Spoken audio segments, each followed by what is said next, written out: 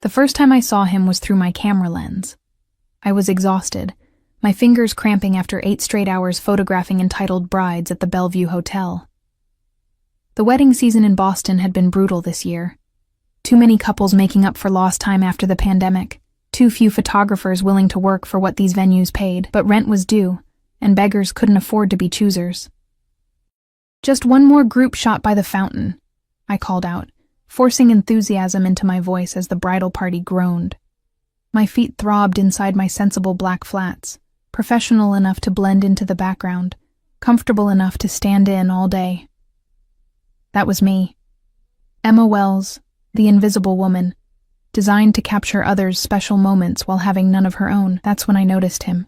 He wasn't part of the wedding. He stood at the edge of the marble terrace, partially obscured by one of the hotel's ornate columns. Dark suit, perfectly tailored, not off the rack like the groomsmen's rentals. He was watching the proceedings with detached interest, a crystal tumbler of amber liquid held loosely between long fingers. Something about the way he stood, shoulders back, chin slightly raised, screamed money and power. I lowered my camera, feeling suddenly self-conscious about my rumpled blouse and the smudge of mascara I'd discovered under my eye during a bathroom break. His gaze drifted from the wedding party to me, and I quickly looked away, pretending to adjust my camera settings. "All right, everyone together now?" I called, my voice higher than usual. "Big smiles." I took the shots mechanically, hyper-aware of the man's presence. When I dared to look again, he was gone, and I felt a strange mixture of relief and disappointment. 3 hours later, I was sitting alone at the hotel bar, treating myself to one overpriced cocktail before heading home to my cramped apartment. My equipment bag rested heavily against my leg, and I scrolled through the day's shots on my camera display. Are they any good? The voice was deep and smooth, with the faintest hint of an accent I couldn't place. I looked up, and my heart stuttered. It was him, much closer now, the sharp lines of his face illuminated by the bar's moody lighting, dark hair swept back from a strong forehead, eyes the color of steel, jaw that could have been carved from marble. He smelled expensive. Not cologne exactly, but the unmistakable scent of someone who wore only the finest things. Excuse me?" I managed, hating how breathy my voice sounded. "The photographs." He nodded toward my camera. "Are they any good?" "Oh, yes, I think so." I turned the display toward him without thinking, then immediately regretted it. These were my client's private moments. He leaned closer, not touching the camera but peering at the small screen. His proximity sent a wave of heat through me. I noticed the driver's license-sized scar near his temple, partially hidden by his hairline, and the way his eyes narrowed slightly as he focused. "You have an eye," he said finally, straightening up. "You capture vulnerability." Something in his tone made me shiver. I closed the camera display and took a sip of my drink to hide my reaction. "I'm Luca," he said, not offering a hand or a last name, just Luca, as if that was all I needed to know. "Emma," I replied. "Emma Wells." "Emma." He said my name like he was tasting it. "You're the wedding photographer?" "Among other things." I felt defensive suddenly. "I do portrait work, some commercial stuff, gallery exhibitions when I can get them." "Interesting." He signaled the bartender, who appeared instantaneously. "Another of whatever the lady is having. Anna McAllen, 25, neat." "Oh, I wasn't. Please." It wasn't really a request. Consider it appreciation for your art. The bartender placed our drinks before us with remarkable speed. I noticed he seemed unusually deferential toward Luca. "Are you a photographer too?" I asked, trying to steer the conversation into safer waters. He smiled, just barely, one corner of his mouth lifting. "No. I collect things of beauty, but I don't create them. And what do you do, besides collect beautiful things?" "I solve problems." He took a sip of his whiskey. "Make things happen. Remove obstacles." "That's vague." "Is it?" Those gray eyes fixed on me, amused. "What if I told you I'm in waste management?" I laughed, then stopped when his expression didn't change. "Sorry, you just don't look like someone who manages garbage." "No?" What do I look like? I studied him, emboldened by alcohol and the strange intimacy of the bar. Someone important. Someone dangerous. His eyebrow quirked up. Dangerous? Why would you say that? The way everyone looks at you. The way the bartender practically bowed when you ordered. The way you, I gestured vaguely, exist in space, like you own it. Perceptive. He sipped his drink again. You see things others don't. That's why you're good with that. He nodded toward my camera. Maybe I'm just paranoid. No. The word was firm, almost stern. Don't diminish yourself, Emma Wells. I felt heat rise to my cheeks. Who was this man to tell me how to talk about myself? Are you in town for the wedding? I asked, changing the subject. No, business. I'm rarely in Boston these days. He looked around the bar as if assessing it. I grew up not far from here. Really? Where? North End. He gave me a look that suggested I'd be familiar with the area. Oh. The North End was Boston's Little Italy, historically home to Italian immigrants, and, if rumors were to be believed, the Italian mob. But that was decades ago. Now it was all trendy restaurants and overpriced condos. His phone buzzed. He glanced at it, then slid it back into his pocket. Do you live nearby, Emma? Warning bells sounded in my head. No matter how handsome he was, you didn't tell strange men where you lived. Not really, I lied. Shame. He finished his drink. I'm in town for a few days. I could use a photographer. For what? I asked, professionally intrigued despite myself. I'm looking to acquire some property. Need documentation. Maybe some promotional material. It sounded legitimate enough, and commercial real estate photography paid well.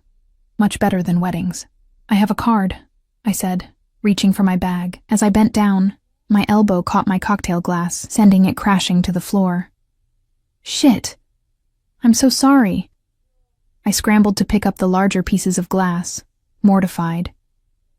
A hotel employee rushed over with a towel and dustpan. I've got it, miss. Please don't cut yourself. I'm so sorry, I repeated, wanting to disappear. I could feel Luca watching me, and when I finally dared to look up at him, his expression was unreadable. Accidents happen, he said mildly, but I sensed something else behind his words. I fished out a business card and handed it to him, noticing a small cut on my fingertip. A drop of blood smeared the corner of the card as I passed it to him. He looked at the bloodstain, then at me. Something flickering in his eyes, he pocketed the card without looking at it. I'll be in touch. With that, he stood, left more than enough cash on the bar to cover our drinks and the broken glass, and walked away. A moment later, I noticed a large man in a dark suit materialize from a corner table and follow him out. Security?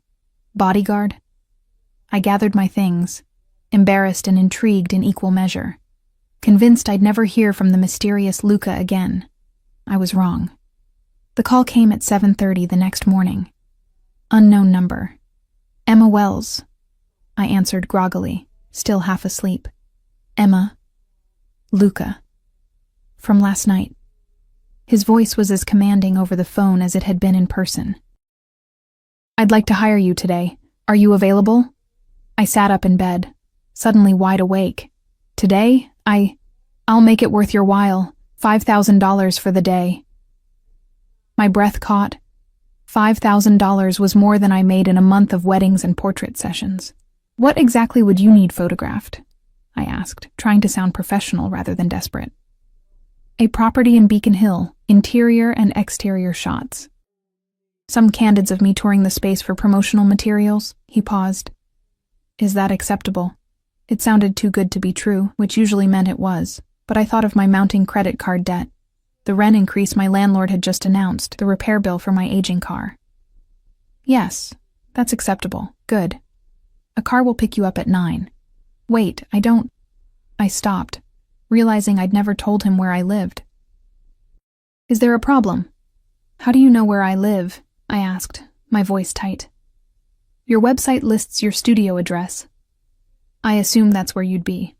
My shoulders relaxed slightly. My studio was indeed listed on my website. A small space I rented in a converted factory building where I did portrait sessions. I rarely worked from there, but it was a reasonable assumption. Right. I'll be at the studio at 9. Until then. He hung up without saying goodbye. I rushed through my morning routine, trying to look professional, but not like I'd tried too hard. I chose a simple black dress that could pass for business attire, paired with comfortable ankle boots. I packed my best camera equipment, charged batteries, and formatted fresh memory cards.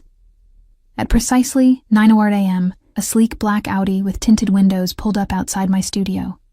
The driver, a broad-shouldered man with close-cropped hair and an earpiece, opened the rear door without a word. To my surprise, Luca wasn't inside.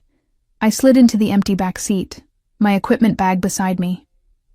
"Mr. Ricci will meet you at the property," the driver said, closing my door. His accent was Eastern European, his manner efficient and impersonal. Mr. Ricci.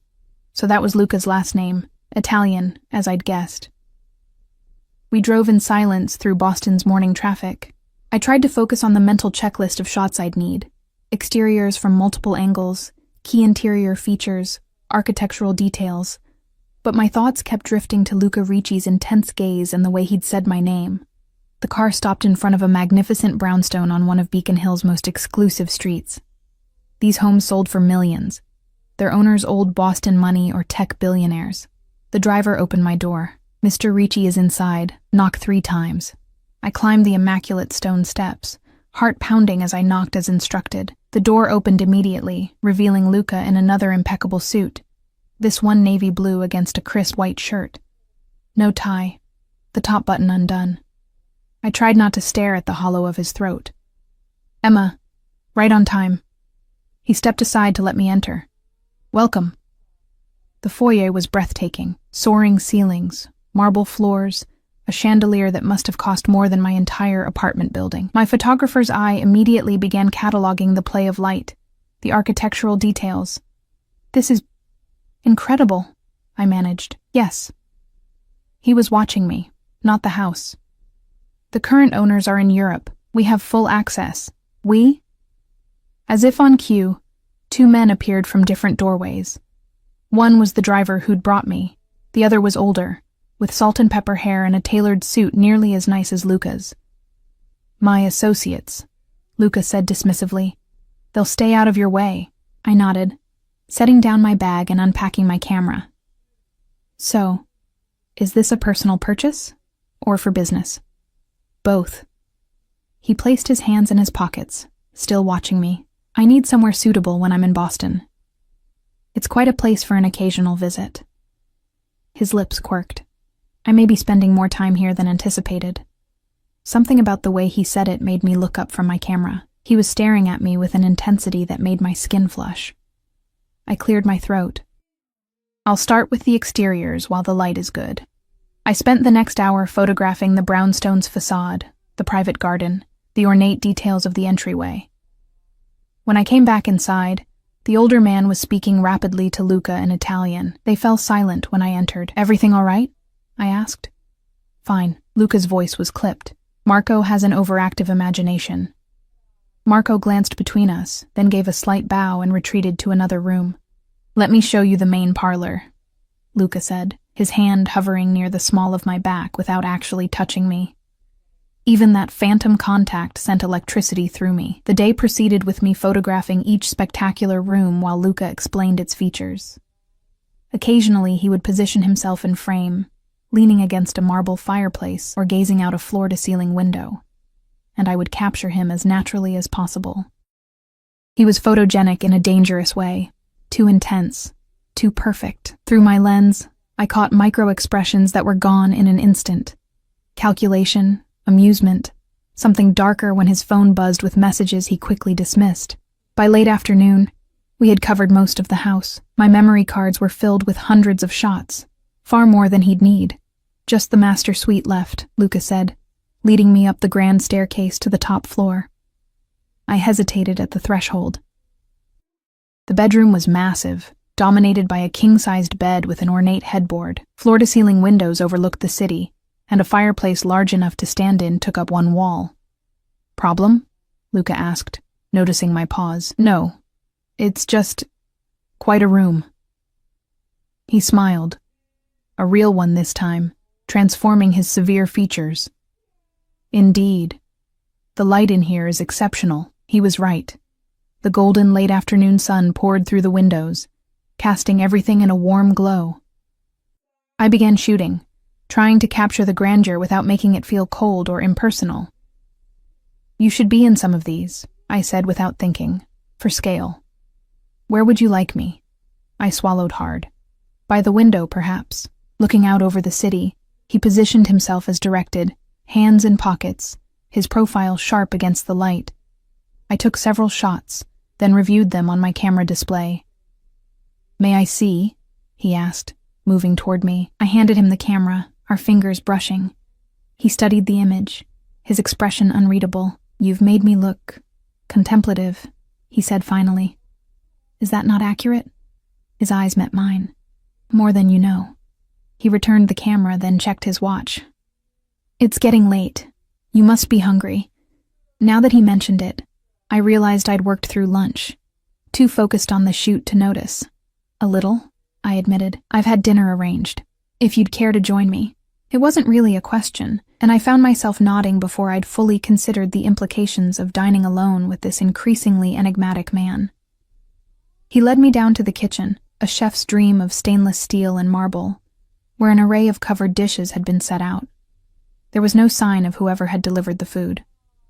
"Hope you don't mind Italian," Luca said, removing covers to reveal risotto, grilled vegetables, and sea bass that smelled divine. "Not at all." My stomach growled embarrassingly.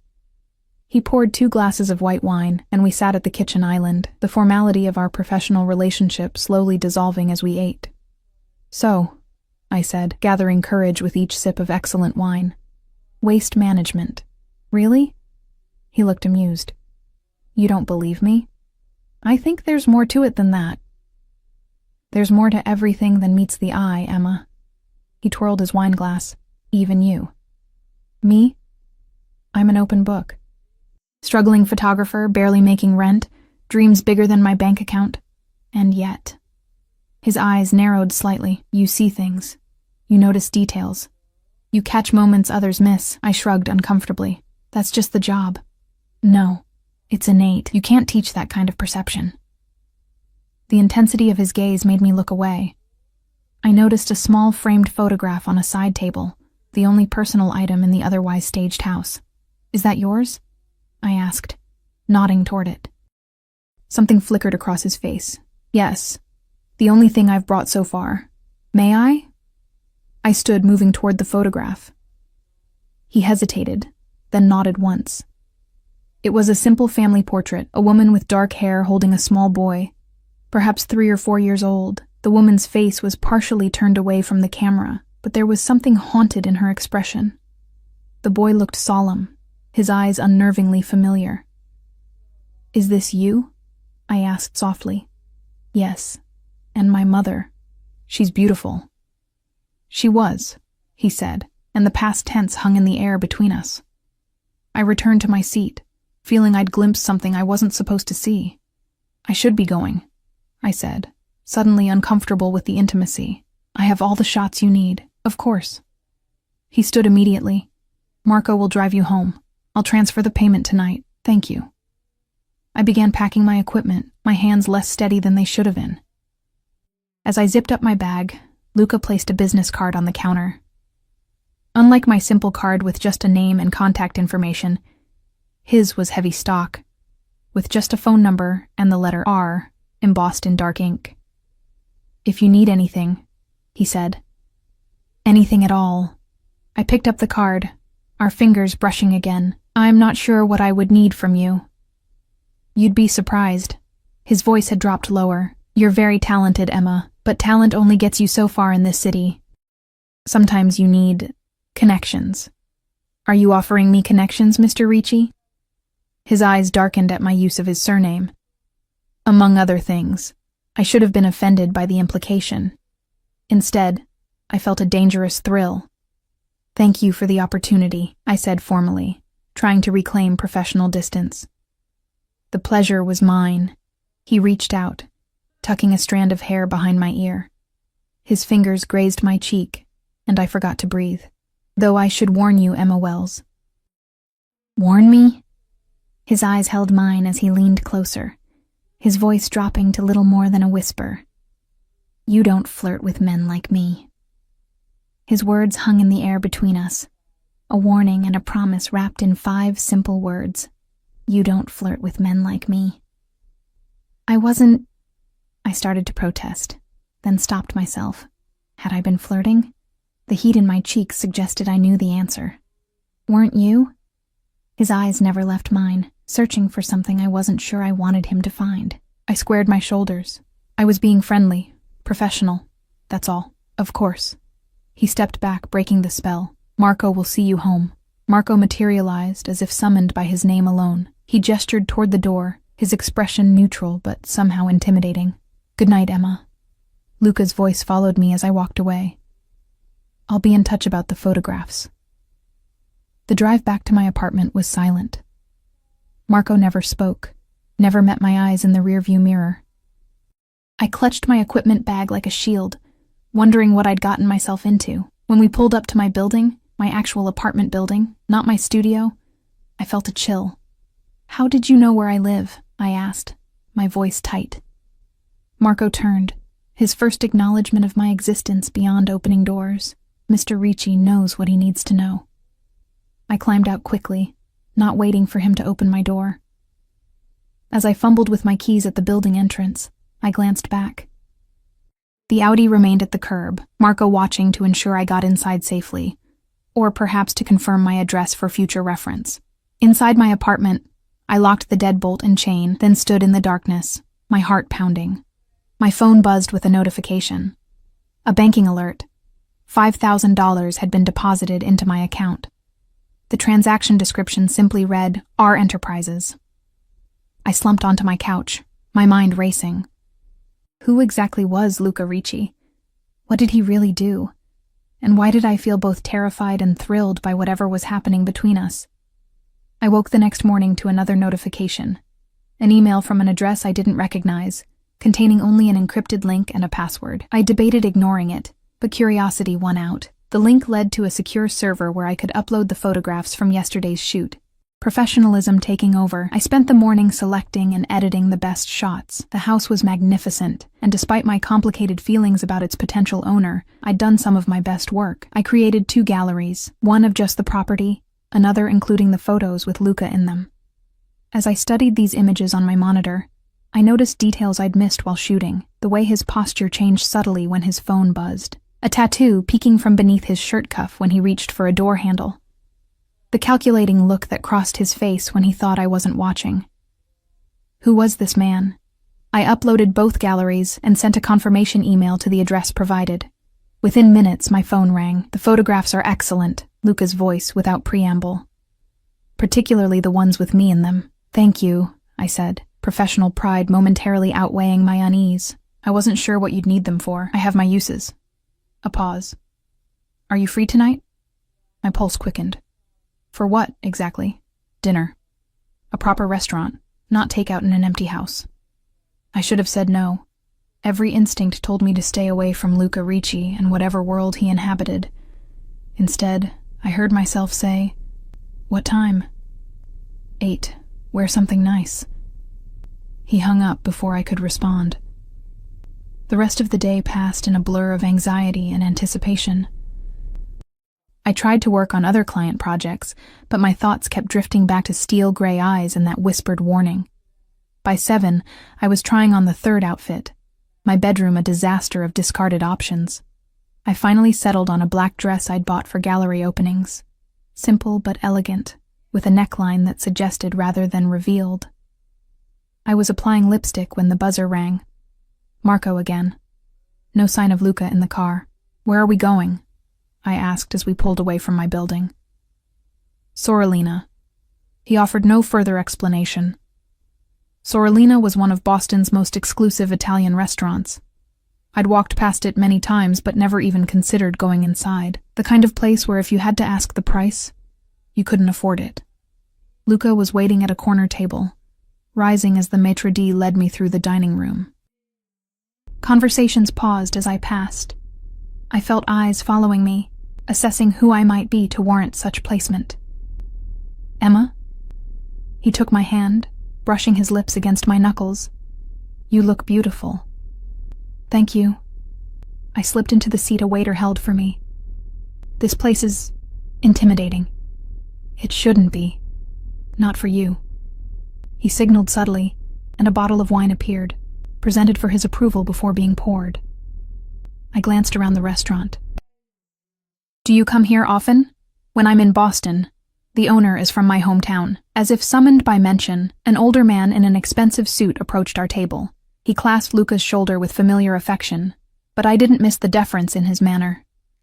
Luca, mio figlio, they exchanged rapid Italian, the man's eyes occasionally darting to me with undisguised curiosity. Finally, Luca gestured toward me. Emma, this is Antonio Valenti, an old family friend. Antonio took my hand, his grip surprisingly strong for a man his age. Any friend of Luca's is family here. Your dinner is my pleasure tonight. He disappeared before I could thank him, barking orders at servers as he went. Family friend? I asked once we were alone. Of sorts. Luca sipped his wine. Antonio knew my father. They were in business together. What kind of business? His eyes glinted. Imports, primarily, from Italy. I had the distinct feeling we were having two different conversations. The one with words, and another with all that remained unspoken. And now you're in the same business? I pressed. I've expanded our interests. He studied me. You ask a lot of questions, Emma. Professional hazard. Photographers are observers by nature. Careful what you observe. His tone was light, but something in his eyes wasn't. Some things, once seen, can't be unseen. Before I could respond, plates of food began arriving, dishes I hadn't ordered, specialties not on the menu, each more delicious than the last. As we ate, the conversation shifted to safer topics. He asked about my photography, seeming genuinely interested in how I'd found my way to the profession. I told him about growing up in a small town in western Massachusetts, about the second-hand camera that had changed my life in high school, about the scholarship to art school that had brought me to Boston. And your family? He asked. They're still in... what was it? Greenfield. Just my mom now. Dad left when I was 12. I pushed a piece of ravioli around my plate. We don't really talk much. Why not? I shrugged. She wanted a different life for me, practical, secure. She thinks I'm wasting my talent on wedding photos and struggling to pay rent.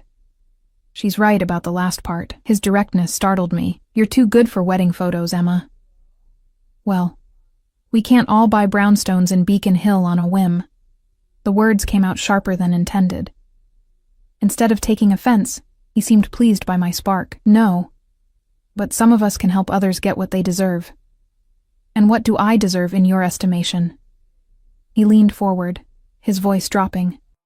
Recognition, success, the freedom to create without worrying about rent or bills or pleasing mediocre clients. His words touched a nerve, articulating dreams I barely admitted to myself. And you can provide that? I asked skeptically. I know people. Galleries, magazines, collectors. One phone call from me. Why would you do that? I interrupted. You barely know me. I know enough. His eyes held mine. I know talent when I see it. I know value. And what would you want in return? I wasn't naive enough to believe such offers came without strings. A small smile played at his lips. For now, your company. The rest will develop naturally. The rest. Those two words contained multitudes of possibility, both exhilarating and terrifying. Dessert arrived, interrupting the moment. A delicate panna cotta I barely tasted, distracted by the weight of his gaze and the implications of his offer. As we left the restaurant, Antonio appeared again, embracing Luca and kissing my cheeks as if I were a longtime friend. Outside, the night air was cool against my flushed skin. A walk? Luca suggested, nodding to Marco, who retreated to the car but remained watching. We strolled along the waterfront, the city lights reflecting on the harbor. He didn't touch me, but I felt his presence like a physical thing, his body heat radiating in the narrow space between us. You never actually told me what you do, I said finally. Besides solve problems and remove obstacles? He stopped, turning to face me. The breeze ruffled his perfect hair, making him look momentarily more human. Would it matter if I did? He asked. Would you believe me? Try me. He studied me for a long moment. My family has interests in various enterprises. Import-export, yes, but also construction, real estate, certain entertainment venues. I oversee these interests. And waste management, I added with a slight smile. That too. His expression remained serious. Some would call it organized crime. I prefer to think of it as an alternative business structure. My smile faltered. He couldn't possibly be saying what I thought he was saying. You're joking, I said, searching his face for signs of teasing. I rarely joke, Emma, especially about business. A chill that had nothing to do with the breeze ran through me. I took an involuntary step back. You're afraid now, he observed. That's wise. I should go home, I said, my voice barely above a whisper. Of course. He signaled to Marco, who brought the car around with impossible speed. I've enjoyed our evening. As Marco opened the car door for me, Luca caught my wrist. His touch was gentle but firm, impossible to break without struggle. Think about my offer, he said quietly. Your talent deserves recognition. That part wasn't a lie. I pulled my arm free, sliding into the back seat without responding. As we pulled away, I watched him through the tinted window, standing perfectly still, watching the car until we turned the corner. Sleep eluded me that night. I tossed in my bed, replaying Luca's words. Some would call it organized crime. I prefer to think of it as an alternative business structure. Had he really just admitted to being what? A mobster? A mafia boss? It seemed absurd, like something from a movie, not real life. Not my life. Yet the evidence was there, the deference everyone showed him, the bodyguards, the way Antonio had treated him like royalty, the casual mention of his North End roots. I'd brushed against something dangerous, and instead of running, I'd leaned into it. My phone buzzed at 6:30 a.m. A text from an unknown number, the Morrison Gallery, 2 p.m. They're expecting you. I stared at the screen. The Morrison Gallery was one of Boston's most prestigious contemporary art spaces. I'd tried to get them to look at my portfolio 3 times. They hadn't even responded to my emails. Before I could talk myself out of it, I texted back, "What is this?" The reply came instantly, an opportunity. Take it or don't. Your choice. I didn't need to ask who it was from. Despite my misgivings, at 1:45 p.m., I found myself standing outside the Morrison, clutching my portfolio. I dressed carefully, professional but creative, trying to look like I belonged there. The gallery director, Catherine Morrison herself, greeted me by name as I entered. Ms. Wells, right on time. She was exactly as I'd imagined from articles I'd read, elegant, intimidating, with the kind of practiced smile that revealed nothing. Thank you for seeing me, I said, trying to keep my voice steady. I'm not sure what you're expecting. Let's see your work first, shall we?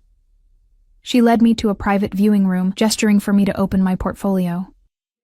For the next hour, Catherine examined my photographs with an expert's eye, asking incisive questions about my process, my influences, my vision. It was the most serious artistic consideration my work had ever received. You have a remarkable eye for vulnerability, she said finally, echoing Luca's words from our first meeting. There's something almost invasive about your portraits, as if you've captured something the subject didn't intend to reveal. Is that good or bad? I asked. It's compelling. She closed my portfolio. We have an opening in our fall showcase for emerging artists. 3 of your series would fit well with our theme of exposed. I blinked, certain I'd misheard. You want to show my work? Yes. We'll need more pieces, of course. At least 20 new photographs in the same vein as these. She gestured to a series of street portraits I'd taken. Ordinary people caught in moments of unexpected emotion. Can you deliver that in 2 months? Absolutely, I said, not letting myself think about how I'd manage it alongside my regular work. Excellent. She stood, signaling our meeting was over. My assistant will email you the details. As she walked me to the door, I couldn't contain my curiosity. May I ask, how did you hear about my work? Catherine's expression shifted subtly. A valued collector mentioned you. Someone whose taste I trust implicitly. Luca Ricci? I ventured. Something like wariness crossed her face. Mr. Ricci has an exceptional eye for emerging talent. If he's taken an interest in your work, you should consider yourself fortunate. Her tone suggested the conversation was over, but I persisted. Do you know him well? Well enough to respect his reach. She gave me a measured look, and well enough to offer some advice, Ms. Wells. Deliver exceptional work, express appropriate gratitude, and don't ask questions like that again. The warning couldn't have been clearer if she'd posted it on the gallery wall. I left in a daze, equal parts elated and disturbed. By the time I reached the street, my phone was buzzing with an incoming call. Unknown number. Hello? Did you take the opportunity? Luca's voice, smooth and confident. Yes, thank you. The words felt inadequate. How did you? I told you. I know people. A pause. Are you free tonight? My instincts screamed caution, but something stronger, ambition, curiosity, attraction, drowned them out. Yes. Good. There's an opening at the atelier. Contemporary photography. Research for your upcoming show. The way he said it, your upcoming show, sent a thrill through me despite my reservations. I'll send a car at 8. He hung up before I could respond.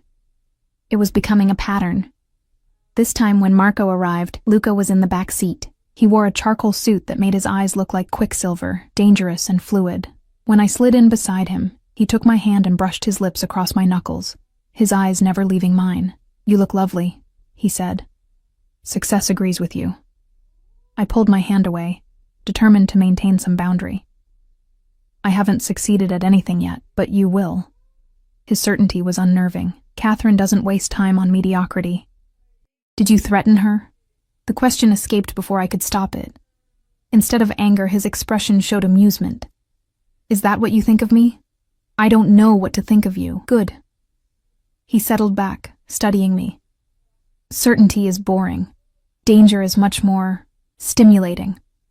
The gallery was crowded, filled with Boston's art elite and social climbers pretending to understand the stark black and white photographs that lined the walls. The moment we entered, I felt the shift. Conversations pausing, heads turning, eyes following us. No, not us, him.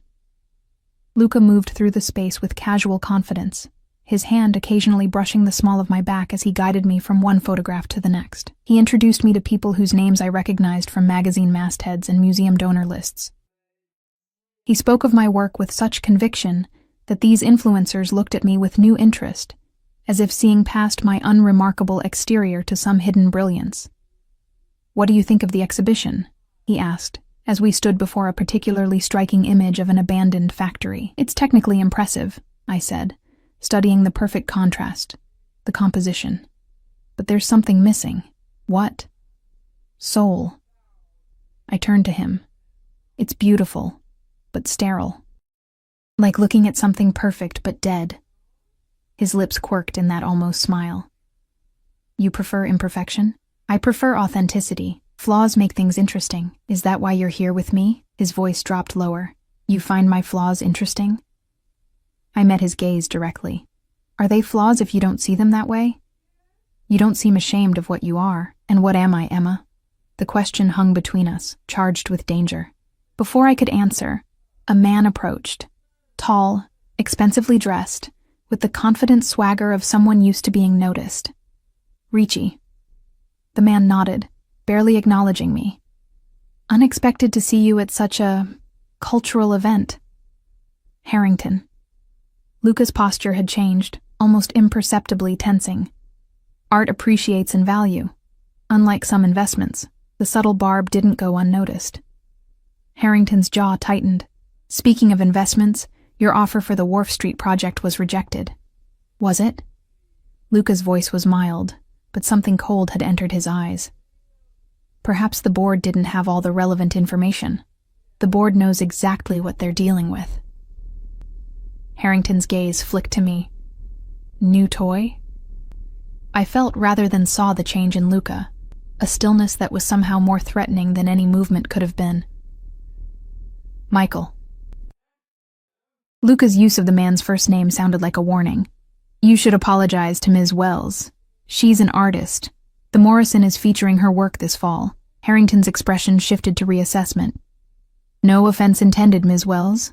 I'm sure your work is charming. The condescension in his tone made my skin crawl, but I forced a smile. None taken. I understand how men like you view women like me. His eyebrows rose at my response. Luca's hand found the small of my back again, his thumb tracing a small circle that felt like approval. If you'll excuse us, Luca said, steering me away.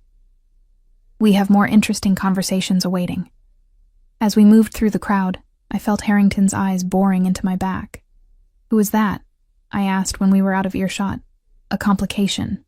Luca's expression had returned to its usual inscrutability, one I'll need to address. What did he mean about the Wharf Street project? A real estate development I'm interested in?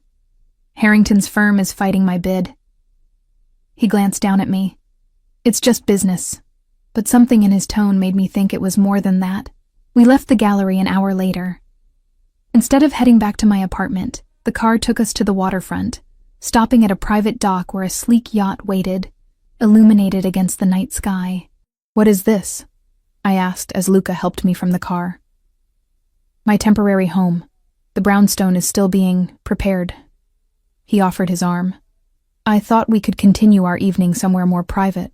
Every warning bell in my head was ringing, yet I found myself taking his arm, letting him lead me onto the yacht. It was magnificent, all gleaming wood and polished brass, the interior a study in understated luxury. Drink? He moved to a bar area, selecting a bottle without waiting for my response. Luca. I remained standing, arms crossed protectively across my chest. What am I doing here? He paused, crystal tumbler in hand. You tell me. I don't know, and that terrifies me. The admission felt like stepping off a cliff. You're dangerous. What you do is dangerous. I should stay as far away from you as possible, yes. He handed me the drink, his fingers brushing mine. You should. Then why am I here? Because danger isn't always something to be avoided. He moved closer, not touching me, but close enough that I could feel his warmth. Sometimes it's exactly what we need to feel alive. His words resonated with something buried inside me, the part that had always played it safe. Taken the practical path, stayed invisible, the part that was tired of watching other people's special moments, instead of having my own. What do you want from me? I whispered. His hand came up to cup my cheek, his touch surprisingly gentle. Everything you're willing to give. He leaned down, his lips brushing mine. Not quite a kiss, just the suggestion of one, giving me every opportunity to pull away. I didn't. Instead, I closed the distance between us, my free hand finding his chest, feeling his heart beating beneath expensive fabric. The kiss deepened, his arm wrapping around my waist, drawing me against him. Warning bells still rang in my mind, but they were growing fainter, drowned out by the roaring of my pulse and the intoxicating feeling of being wanted, truly wanted, by someone who could have anyone. When we finally broke apart, his eyes had darkened, that perfect control slipping just enough for me to see the desire beneath. Stay, he said, his voice rougher than I'd ever heard it. It wasn't a command. It was a request. And despite everything I knew, or suspected, about Luca Ricci, I knew what my answer would be. Yes, I whispered, the single syllable changing everything between us. His eyes darkened further, and he took the glass from my hand, setting it aside. Then his fingers were in my hair, his mouth claiming mine with a hunger that stole my breath. This wasn't the calculated seduction I'd expected. There was something almost desperate in the way he held me, as if I might disappear if he loosened his grip. I responded with equal fervor, my hands exploring the solid warmth of him beneath his tailored suit. When his lips traveled to my neck, I gasped, clinging to his shoulders to keep myself upright. Emma, he murmured against my skin, my name sounding like both a prayer and a curse in his mouth. We moved toward what I assumed was the master cabin, our progress hampered by our unwillingness to separate, even for a moment.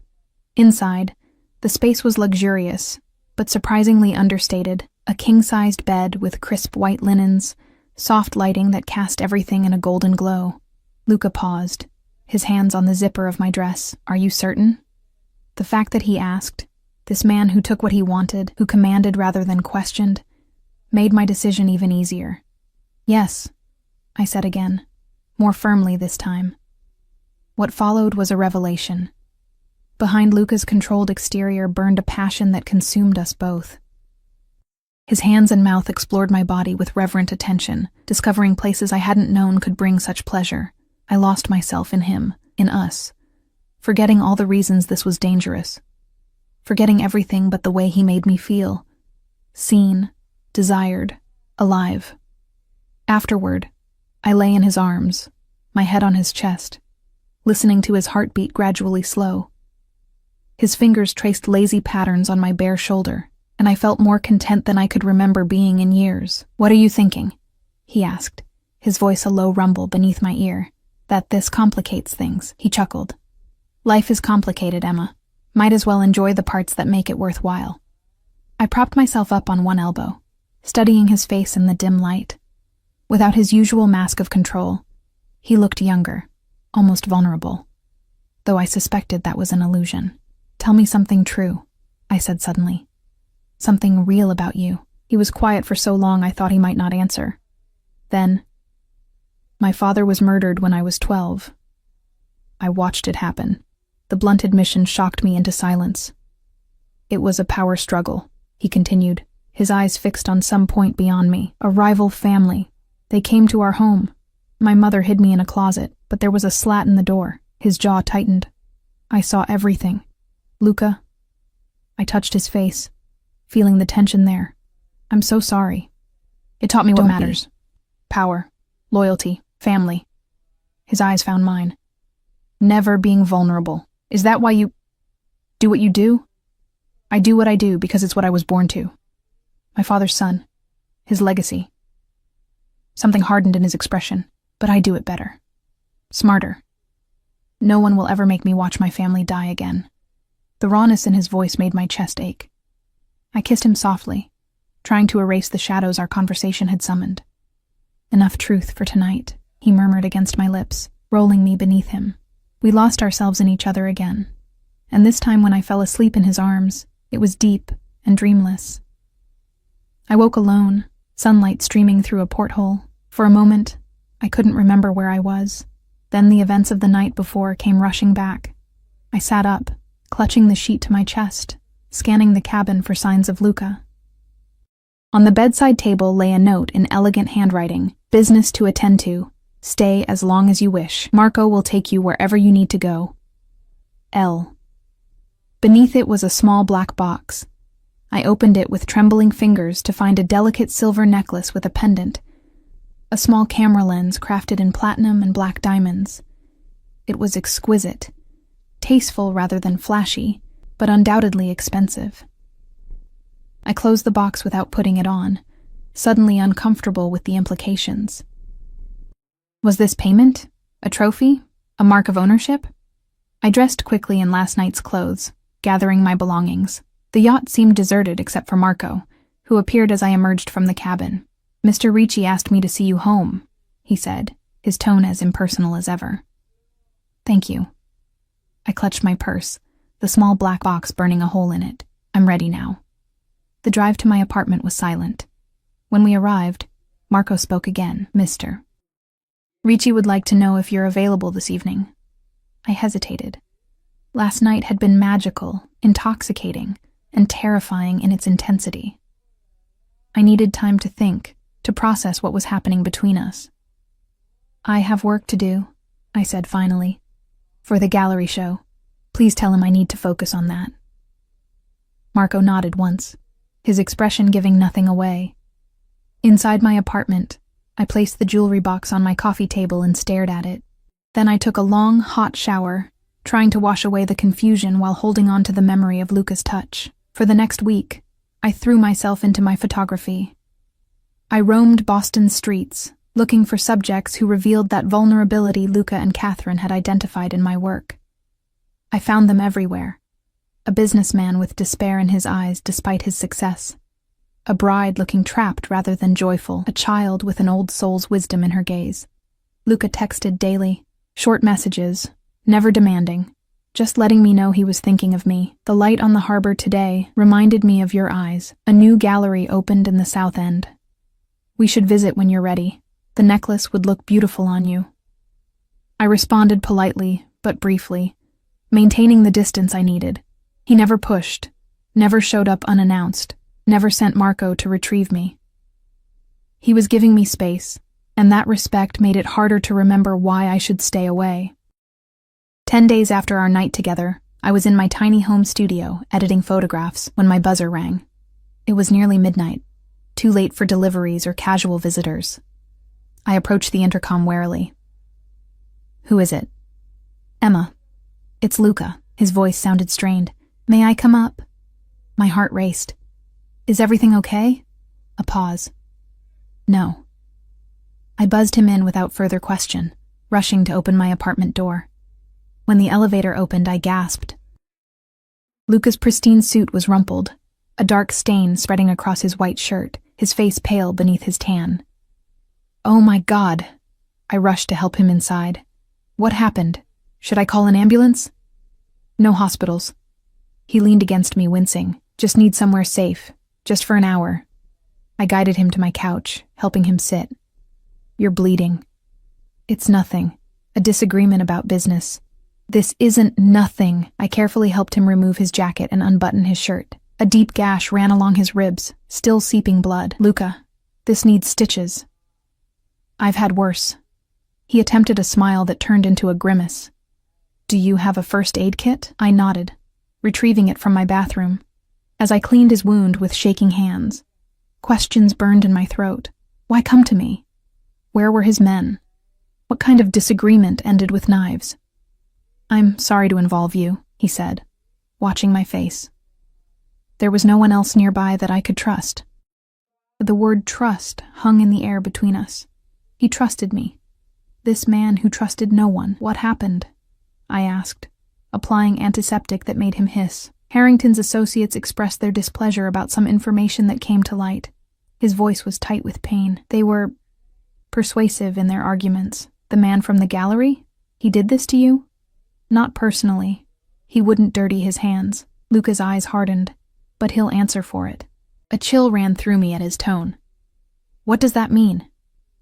Nothing you need to concern yourself with. I finished bandaging his side, then sat back on my heels. If you're involving me by coming here, bleeding all over my couch, then I think I have a right to some answers. He studied me for a long moment, then nodded once. The Wharf Street project Harrington mentioned? It's a waterfront development. On paper, luxury condos and retail. In reality, a perfect front for moving certain goods through the port without scrutiny. Drugs? My voice was barely a whisper, among other things. He shifted, wincing. Harrington's group wants it for the same reason. I've been blocking them and they've been losing patience. So they tried to kill you? A warning, not an assassination attempt. His mouth curved in a grim smile. If they wanted me dead, we wouldn't be having this conversation. I stood abruptly, pacing my small living room. This is insane. You're talking about criminal conspiracies and stab wounds like they're normal business challenges. In my world, they are. Well, it's not my world. The words burst out louder than I intended. I'm a photographer, Luca. I take pictures of weddings and street scenes. I don't hide wounded mobsters from their enemies. And yet, he gestured to the bloodied gauze, the first aid kit. Here we are. I stopped pacing, the full reality of the situation crashing over me. By helping him, by letting him into my home, I'd crossed a line. I was involved now, whether I wanted to be or not. Why me? I asked, my voice small. You must have safe houses, loyal soldiers, actual criminals who could help you. His eyes softened. Because with you, I'm just Luca. Not a Ricci, not a boss, not a legacy, just a man. The simplicity of his answer undid me. I sat beside him on the couch, careful not to jostle his injury. I'm afraid, I admitted, of what this means, of what you do, of how I feel about you despite it all. He took my hand, his thumb tracing circles on my palm. Fear keeps us alive, Emma, but it shouldn't keep us from living. We sat in silence, his words settling between us like stones in still water. Finally, he checked his watch. I should go. I've compromised you enough for one night. You can't leave like this. You're hurt. Marco is waiting 2 blocks away. I'll be fine. As he stood, grimacing with the effort, I made a decision I knew might change everything. The necklace, I said. I'll wear it. His eyes found mine, understanding the significance of my words. You're sure? I nodded. I'm not saying I'm part of your world. I'm saying I want to see where this goes, with eyes open.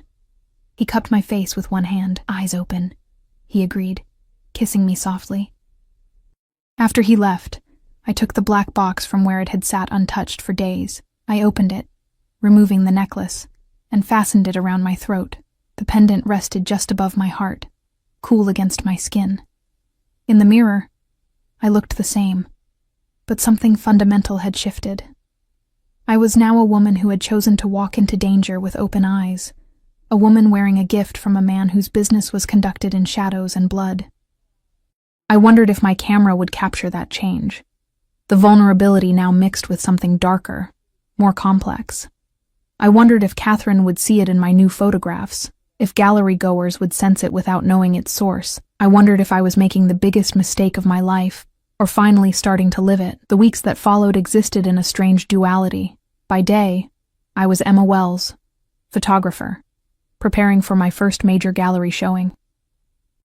I visited the Morrison Gallery, discussed framing options with Catherine, selected final pieces from hundreds of new photographs.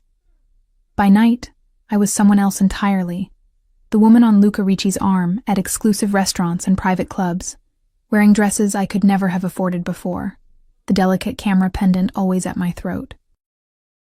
I learned to recognize the subtle indicators of his world, the respectful nods from certain men, the way conversations hushed when we entered a room, how doors opened and reservations materialized without question. Luca never discussed business with me, maintaining a careful separation between his professional life and our relationship. But occasionally, I glimpsed beneath the surface, a tense phone call in Italian, a meeting with hard-faced men that ended when I approached, the gun I accidentally discovered in his bedside drawer one morning. I told myself I could live with the not knowing, that the man who held me at night, who looked at my photographs with genuine appreciation, who listened to my stories with undivided attention, that man was separate from whatever happened in those shadows. It was a beautiful lie, but still a lie. The truth found me exactly 1 month after Luca appeared at my door bleeding. I was in my studio, mounting photographs for the exhibition, when my phone rang. An unknown number. Hello? Is this Emma Wells? A woman's voice, unfamiliar, with the crisp tone of authority. Yes, who's calling? Detective Lisa Morales, Boston PD. I'd like to ask you some questions about Luca Ricci. My blood turned to ice. What about him? I think this conversation would be better in person, Ms. Wells. I can come to you, or you can come to the station. Your choice. Neither option seemed good. What is this regarding exactly? A pause. Mr. Ricci is a person of interest in an ongoing investigation. We believe you may have information relevant to our case. My mind raced. What did they know? What did they think I knew? I can come to you, I said finally. My studio felt suddenly vulnerable, filled with pieces of my life I didn't want examined by police eyes. Detective Morales gave me an address. Not the police station, but a coffee shop near the waterfront. 3 o'clock, she said. Come alone. I hung up and immediately called Luca. No answer. I texted, police detective wants to meet. Asking about you. What should I do? No response. This wasn't like him. He always answered my calls or texts, even when he was busy. At 2:55, I entered the coffee shop, scanning for someone who looked like a detective. A woman in a charcoal pantsuit raised her hand from a corner table. She was perhaps 40, with short dark hair and watchful eyes that seemed to catalog every detail about me as I approached. Ms. Wells, thank you for coming. She didn't offer to shake hands. Coffee? No, thank you. I sat across from her, my bag clutched in my lap. What's this about? She studied me, her expression neutral. How long have you been involved with Luca Ricci? Define involved. A slight smile. Sleeping with him, accepting his gifts, appearing at his side at social functions. I bristled at her tone. My personal relationships aren't police business. They are when your boyfriend is under investigation for racketeering, money laundering, and most recently, attempted murder. The floor seemed to tilt beneath me. Murder? That's absurd. Is it? She slid a tablet across the table. This was taken 3 nights ago. I looked at the screen. Security camera footage showed a parking garage. Timestamp 2:17 a.m.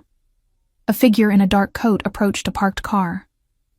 Even with the grainy quality, I recognized Luca's distinctive walk, the set of his shoulders. He reached inside his coat, withdrew something. Then the video cut out. What happened? Where's the rest? The camera was disabled, professionally. Detective Morales took back the tablet. 30 seconds later, Michael Harrington was found in that car with 2 bullets in his chest. He's in critical condition. Harrington. The man from the gallery. The one whose associates had stabbed Luca. This doesn't prove anything, I said. But my voice lacked conviction. Maybe not to a jury. Not yet. She leaned forward. But you and I both know what we saw. And I think you know exactly who and what Luca Ricci is. I remained silent, my thoughts tumbling over each other. I'm not here to arrest you, Ms. Wells. I'm here to warn you. Her voice softened slightly. Women in your position, romantically involved with men like Ricci, they end up in one of 2 places, prison or the morgue. You don't know anything about my relationship. I know he's using you. She held up a hand as I started to protest. Maybe he cares for you too. I'll grant that possibility. But you're also useful to him. A beautiful, talented woman with a legitimate career. No criminal record. No family connections to organized crime. You provide perfect cover, a step into legitimate society. Her words cut, because they echoed doubts I'd been suppressing for weeks. Why had Luca pursued me so intently? What had he really seen when he looked at me through my camera lens that first day? What do you want from me? I asked. Information. Testimony eventually. Help us build a case against him. You're asking me to betray him. I'm offering you a way out before you're in too deep. She slid a business card across the table. Think about it. And in the meantime, be careful what you say to him. Men like Ricci don't tolerate betrayal, even from women they claim to love. I took the card automatically, slipping it into my pocket. Are we done? For now. She stood. One more thing, Ms. Wells.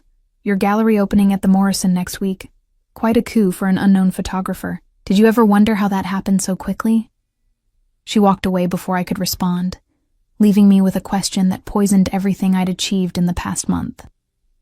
I wandered the waterfront afterward, trying to process what I'd learned, what I'd always known, but refused to acknowledge. The sky darkened, matching my thoughts, and a light rain began to fall. Still no response from Luca. Finally, I made a decision. I hailed a taxi and gave the driver the address of Luca's brownstone. A place I'd visited many times now, but never alone. Always with him or Marco escorting me. The house was dark when I arrived. I rang the bell anyway. Then again when there was no answer. I was turning to leave when the door opened. It wasn't Luca or Marco, but the older man I'd met that first day. The one Luca had called Marco's overactive imagination. Ms. Wells.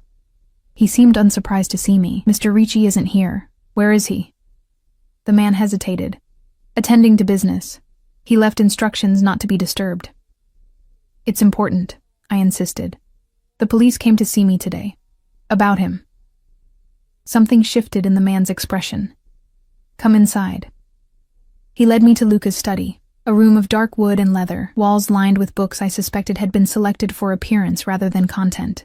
A large desk dominated the space, its surface bare except for a laptop and a single framed photograph, the one of Luca and his mother, the only personal item he seemed to value. Wait here, the man said. I'll try to reach him. I nodded, and he left, closing the door behind him. I moved to the window, watching rain streak the glass, distorting the view of Beacon Hill's elegant streets. A sound from the desk caught my attention. A phone vibrating. Not Luca's personal phone, which I recognized, but another one, sleeker, unmarked. The screen showed a text in Italian. I shouldn't look. I knew I shouldn't. But Detective Morales' words echoed in my mind. I crossed to the desk, picked up the phone. The message was still visible on the lock screen. Harrington Mordo. Problema risolto. My rudimentary Italian was enough. Harrington dead. Problem solved. The phone slipped from my fingers, clattering to the desk. I backed away, bumping into a bookshelf, sending a leather-bound volume tumbling to the floor. It fell open, revealing it wasn't a book at all, but a hollowed-out hiding place containing a passport. Not in Luca's name, but with his photograph. The door opened. I spun around, expecting the older man, but it was Luca himself, impeccably dressed, not a hair out of place, looking as though he'd just come from a business meeting rather than... what? A hospital? A morgue? Emma. His voice betrayed nothing. This is unexpected. I could only stare at him, seeing him clearly for the first time. Not the charming man who'd seduced me, but the one from the security footage. The one who solved problems permanently. You killed him, I whispered. He closed the door quietly. Who told you that? No one had to tell me. I gestured to the phone on the desk. It's right there. Harrington Mordo. Something flickered in his eyes, surprise, perhaps, that I understood Italian, or that I'd looked at his messages. Either way, a boundary had been crossed.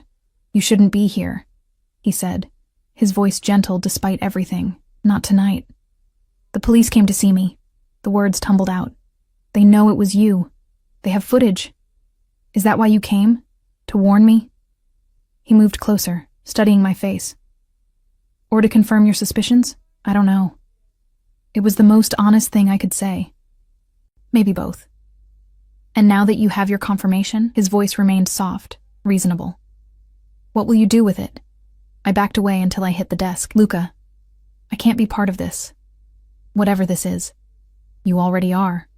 He stopped, maintaining a careful distance between us. The moment you accepted my help with the gallery, the moment you took that necklace, the moment you let me into your bed, into your life. I reached up, touching the pendant at my throat. Was any of it real? Or was I just convenient? Cover, like Detective Morales said. Something darkened in his expression. She said that to you? She offered me a deal. Information about you in exchange for immunity. And what did you tell her? Nothing. Yet, my hand fell from the necklace. But she's right, isn't she? About why you chose me. A legitimate front. Someone with no connections to your world. He was silent for a long moment. That's how it started, he admitted finally. When I saw you through your camera lens, I saw someone who could be useful. Someone who moved between worlds without being noticed. Who captured vulnerability without being vulnerable herself. The confirmation hurt more than I expected.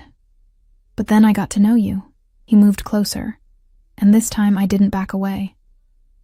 Your passion for your art, your determination, the way you see beauty in broken things. His hand came up to touch my cheek. I didn't plan to care for you, Emma. That was never part of the calculation. I wanted to believe him. More than anything, I wanted his words to be true. You killed a man tonight, I said, my voice breaking. How am I supposed to reconcile that with the person I thought I knew? You don't. His thumb traced my lower lip. You accept all of me, or none of me. There is no middle ground in my world. I can't. Tears spilled down my cheeks. I'm sorry, but I can't. Something like grief passed across his face, quickly masked. He stepped back, creating distance between us. Then we've reached an impasse. His voice had cooled, reverting to the controlled tone I'd first heard at the hotel bar. What happens next is your choice, Emma. But before you make it, remember, you're wearing my mark. He nodded toward the necklace. In my world, that means protection. Without it. The threat wasn't spoken, but it hung in the air between us. If I turned on him, cooperated with the police, I'd lose his protection. In a city where he controlled so much, where his influence reached so far, what would that mean? I would never hurt you. He seemed to read my thoughts, but I have enemies. Harrington had friends. I touched the necklace again, feeling its weight anew. A gift, a chain, a shield, all at once. I need time, I said finally. Space to think. He nodded once. The gallery opening is in 5 days. I'll stay away until then. Give you the space you need." He moved to the desk, picking up the fallen passport and replacing it in its hiding place.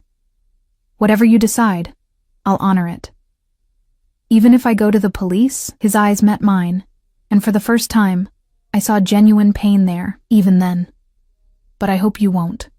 I left without another word, the rain soaking me as I walked away from his house, away from the man I'd fallen for despite knowing better.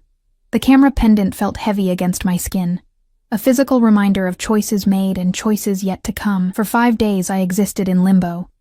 I didn't call Detective Morales, I didn't contact Luca, I focused solely on my exhibition, channeling all my confusion and heartache into my art. The photographs took on new meaning. Each image of vulnerability now tinged with danger. Each moment of exposure balanced on the knife edge between intimacy and betrayal. On opening night, the Morrison Gallery was packed with Boston's elite. Catherine had marketed the exhibition aggressively, and critics from major publications mingled with potential buyers and curious art lovers. My name was on everyone's lips, my photographs drawing gasps of appreciation and thoughtful contemplation. I should have been ecstatic. Instead, I moved through the crowd like a ghost, smiling mechanically, answering questions on autopilot, all while my eyes darted to the entrance each time the door opened. An hour into the event, just as I was beginning to think he wouldn't come, the crowd parted. Luca stood in the doorway, alone, more casually dressed than I'd ever seen him in public.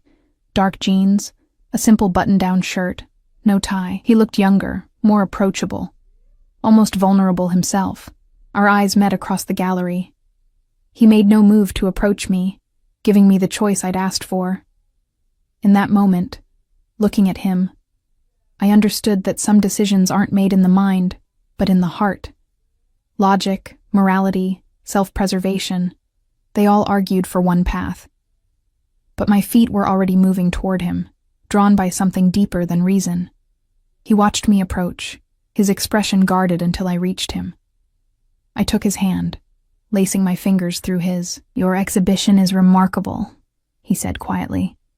"You've captured something true." "Yes." I looked up at him. "Truth is complicated. And your decision?"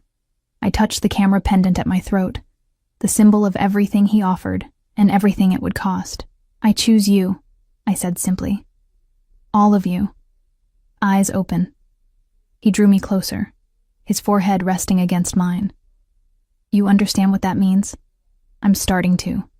I took a deep breath. "But we need rules. Lines I won't cross. We'll define them together." His lips brushed my temple. I never expected to find someone who could see all of me and stay. Neither did I. I squeezed his hand. But here we are. Around us, the gallery hummed with admirers studying my photographs, images of vulnerability captured by a woman who had chosen, for better or worse, to embrace her own. The camera pendant caught the light as I turned to introduce Luca to Catherine, glinting like a promise or a warning, perhaps both at once. I had walked into danger with open eyes, and found at its heart a love as complex and dangerous as the man himself.